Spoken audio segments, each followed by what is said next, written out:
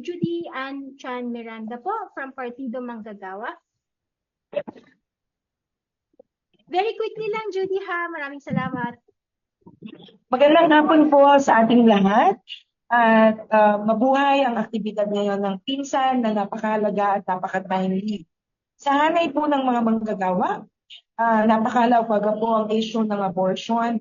Alam po naman natin na bahagi ng mga na-share at ng mga reports lagi ang buhay ng ating mga OFWs na may mga kwento ng mga kanila pong forced abortion o kanilang kagustuhan na makapagpa-abort dahil biktima sila ng kung anumang mga sitwasyon na mayroon sila sa ibang bansa o di kaya ay ang ating pong mga workers in the informal economy sa mga community na talaga naman pong hirap sila sa buhay at sa sitwasyon nila considering na napakababa po ng sahod or hikahos sa buhay, kawalan ng hanap buhay o kaya ay kung ano man pong pinagkakakitaan.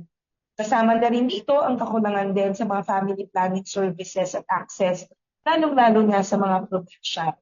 Kasahanay po namin ng mga manggagawa isang mahalagang kampanya, ang decriminalization of abortion.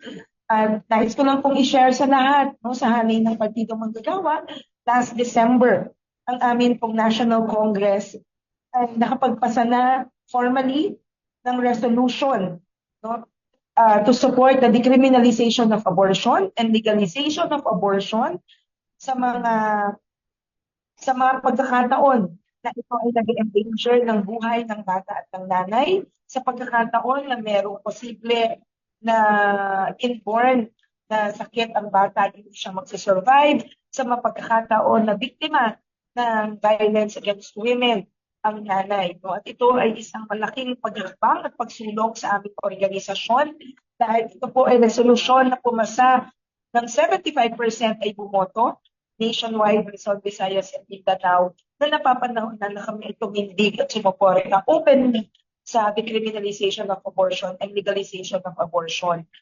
Ngayon ay paggamat ito na ay aming isang resolusyon, ay isang malaking hakbang pa rin sa loob ng organisasyon na konsolidahin ang lahat ng aming kasapian na iangat ang kanilang mga kaalaman dahil alam naman natin na naging sagka pa rin ang pagkakaiba-iba ng ating pong pagkilala sa mga relihiyon at may mga epekto pa rin ng kultura. Kaya dito pa rin ay obligasyon ng leadership hindi lang ng aming women committee, kundi ng buong pamunuan ng Partido Manggagawa na ito ay i-cascade sa buong kasapian namin. And we have a lot of challenges. We have members, of course, na meron pa rin reservations at merong silent naman na iba na hindi bumoto para dito pero alam nila na napapanahon ng tindigan ito. Kaya gusto lang namin i-inspire ang iba't mga organisasyon na kaya natin gawin ito. It took us a lot of education sessions with the help of our partners in Pinsan, WGNRR, RHAN, at ang iba pang mga grupo na nagsusulang dahil ang susi ay naikawing o naikabit namin ito sa issue ng reproductive health law at sa comprehensive sexuality education na hindi magiging tunay na malaya ang mga kababaihan nang hindi natin nakakamit ang karapatan natin para sa pagdesisyon sa sariling katawan at ang access sa abortion. Mahalaga ito na naikakawin natin dahil hindi hiwalay. Kaya nung naipanalo natin at inspire tayong lahat sa panalo ng RH Law, nabuksan ng isipan at nabuksan ng mga pintuan para maniwala ang mga tao gano'ng kahalaga na singhalaga ng laban sa sahod, singhalaga ng laban sa kontraktualisasyon, singhalaga ng laban sa labor rights, ang women's rights at women's rights to abortion. Kaya napakaganda ng talakayan ng Sherry kanina and we really appreciate, we need Pinsan, we need all the presenters here. We need the research, the data para ma-strengthen ang aming education session sa aming mga kasapian at sa aming mga union at mga communities para lalo pa natin mapatibay ang ganitong paninindigan at nais pa namin ma-share sa marami pa po namin mga kasamahan at mga bagong ma-oorganisa.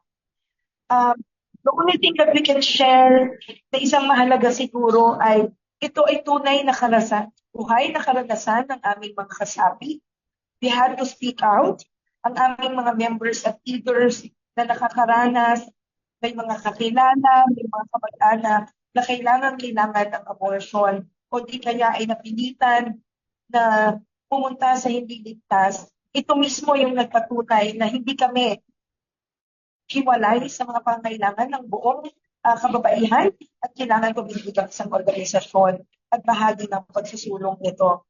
Kaya muli, ang aming mga women committee, ang mga naging susi, sila ang mga nagtalakay, ang aming mga women committee sa aming community, sa loob ng aming mga chapter, women committees, ang mga union ang nagtrabaho para dito. And we appreciate all the support na binigay ng Pinsan at ng WCNRR para dito. Mabuhay po tayong lahat at sabi nga namin, hindi po ito one over the other. Ang laban para sa economic rights, ang laban para sa body autonomy, ang laban para sa reproductive health, ay laban ng manggagawa at laban ng kababaihan. Mabuhay po tayong lahat. Maraming salamat, Judy. At magandang balita yung nabanggit ninyo. At napaka-importante po ng isyong abortion, kasama na rin po ang issue ng women's rights. At